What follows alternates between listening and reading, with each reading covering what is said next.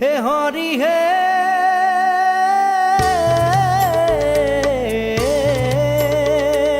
প্ৰথমে প্ৰণাম ব্ৰহ্ম ৰূপী। সকলোকে গুড মৰ্ণিং। আৰু আজি জন্মাষ্টমী অৰ্থাৎ ভগৱান শ্ৰীকৃষ্ণৰ জন্মদিন, আৰু ভগৱান শ্ৰীকৃষ্ণৰ এইটো জন্মদিন চেলিব্ৰেট কৰিব আজি মই গৈ আছোঁ বৰপেটা সত্ৰ।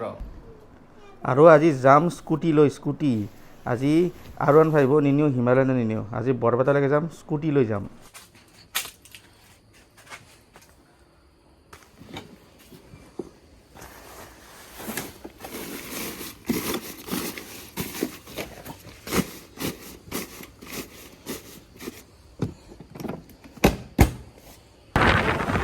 ওলাই আহিলোঁ ঘৰৰ পৰা। আজি আৰু বেছি ৰাস্তা নেদেখা হয় সেইকাৰণে আজি গোপুৰা অনা নাই। আজি যি শ্বুট কৰোঁ মোবাইলটোৰে শ্বুট কৰোঁ। আজি ৰাতিপুৱাই পূৰা একদম দিছে আৰু ৰ'দটো টেং টেংকে একদম। স্কুটিখনত তেলো নাই, অলপমান তেল ভৰাই ল'ব লাগিল আগত যাই পেলাই। যাই আছোঁ নাপাওঁ কাৰণ স্পীড নাই, বেছি দিব নোৱাৰোঁ স্পীড। 50-40-50কে গৈ আছোঁ। 51 কিলোমিটাৰ আহোঁতে লাগিল অলমষ্ট 1.5 ঘণ্টা। ৰাজনক লগত লৈ ল'লোঁ ইয়াৰ পৰা। লাষ্ট ট্ৰিপত যে মোৰ লগত গৈছিল চেৰাপুঞ্জীত, তো এতিয়া আমি গৈ আছোঁ ডাইৰেক্ট সত্ৰলৈকে। सफर कैसा है ये सफर, मंजिलों की न है कोई खबर। सफर कैसा है ये सफर, मंजिलों की न है कोई खबर। रास्तों से मेरी गहरी यारी हो गई जो फर्ज से আহি সোমালোঁ গেটৰ ভিতৰেদি। চেণ্ডেলটোৱে দোকানত থৈ আহিছোঁ, তলত খোজ দিব পৰা নাই, ৰাস্তাটো জুই হেন গৰম পূৰা। সেইফালেদি সোমাই যাম এতিয়া ভিতৰত, মেইন গেট এইটো।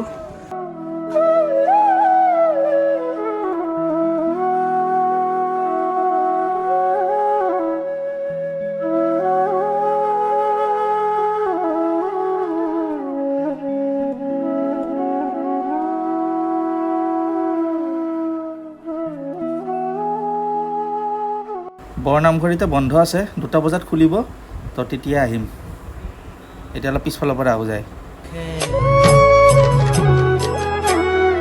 বৈকুণ্ঠ প্ৰকাশে হৰি নাম ৰখে, বৈকুণ্ঠ প্ৰকাশে। বৰপেটা সত্ৰত মহিলাৰ প্ৰৱেশ নিষেধটো কিয় আজি সুধিম কাৰোবাক ভালকৈ।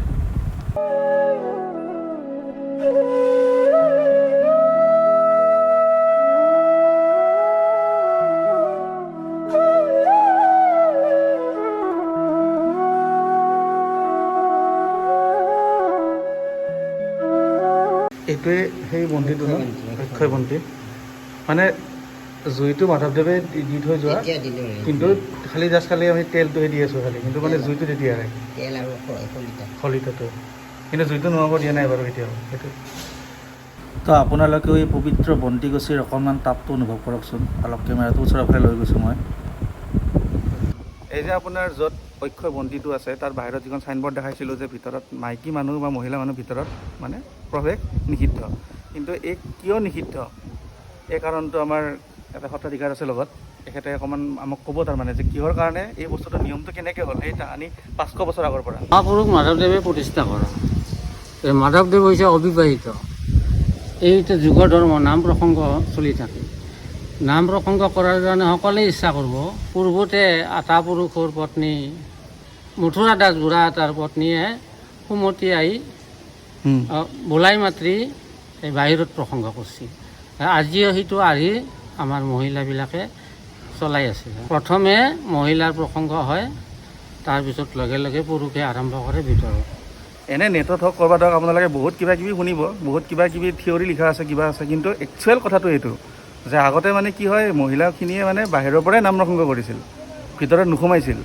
তেতিয়া মহাপুৰুষসকলৰ বা তেখেতসকলৰ কিবা মানে অসুবিধা নহওক বা কিবা নহওক বুলি, কিন্তু সেই নিয়মটো তেতিয়াৰ পিছৰ পৰা এনেকৈ চলি আহি আজি এইখিনি আহি পাইছে এতিয়া। হে হৰি হে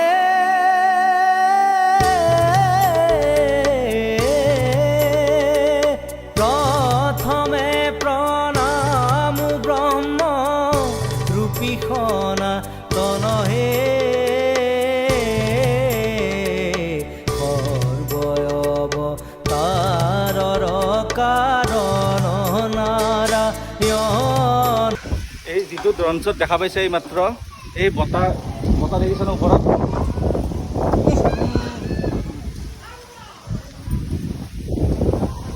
ইমান ষ্ট্ৰং বতাহত ড্ৰোন একফালে উৰি যাব ওলাইছিল।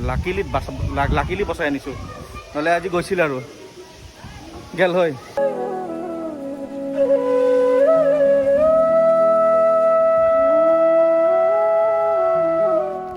মহাপুৰুষ শ্ৰী মাধৱদেৱে নিজ হাতে মানে পুতা গছৰ পুলিকেইটা, কিন্তু সেইকেইটা গছৰ পুলি নাই বাৰু এতিয়া। এইকেইটা চাগে সেই গছৰ গুটিৰ পৰা গছ হোৱা গছ আৰু।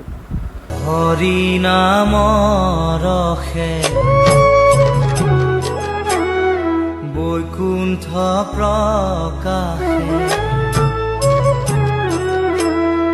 হৰি নামৰ ৰসে বৈকুণ্ঠ প্ৰকাশে, প্ৰেম অমৃতৰ নদী, শ্ৰীমন্ত শংকৰে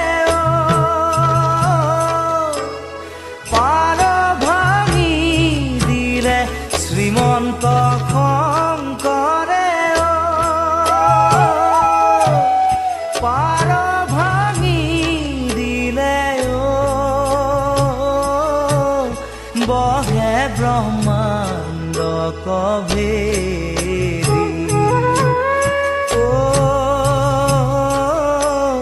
বহে ব্ৰহ্মাণ্ড কভেদি, গোবিন্দৰ প্ৰেম অমৃত এতিয়া বৰনাম ঘৰৰ ভিতৰত প্ৰৱেশ কৰিম। বহে বৈকুণ্ঠৰ পৰা। এনেকুৱা জেগাবিলাকত অহাৰ পিছত কিবা মনটো একদম শান্তি লাগি যায় ন, চকুন একদম পূৰা কমপ্লিট, গোটেই মন ব্ৰেইন চব একদম শান্ত পৰি যায় দেই সঁচাকৈ। ভিতৰত ভাবকচোন, এই 500 বছৰ আগতে এইবিলাক স্থাপিত কৰি শ্ৰীমন্ত শংকৰে পাৰ ভাঙি দিলে, শ্ৰীমন্ত শংকৰে পাৰ ভাঙি দিলে, বহে ব্ৰহ্মাণ্ড কভেদি। এই যে মোৰ সন্মুখত দেখিছে কাঠৰ খুঁটা দুটা, এই দুটা হেনো তুলসী গছৰ খুঁটা। বাপৰে ইমান ডাঙৰ তুলসীৰ গছ।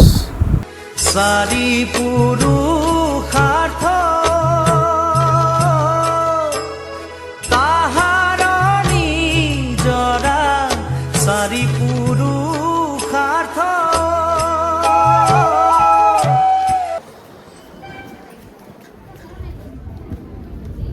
সেৱা সমান কৰি পেলাই আমি ওলালোঁ ইয়াৰ পৰা। সঁচাই দেই, ভিতৰত সোমালে কিবা এটা বেলেগ অনুভূতি হয়। Bye bye. হেলমেট অনা নাই? হেলমেট আছে, ভিতৰত আছে। তো ওলালোঁ, ঠাণ্ডা পানী অলপ খাই ল'লোঁ। তো এতিয়া ডাইৰেক্ট ইয়াৰ পৰা ঘৰলৈ আৰু বাই বাই।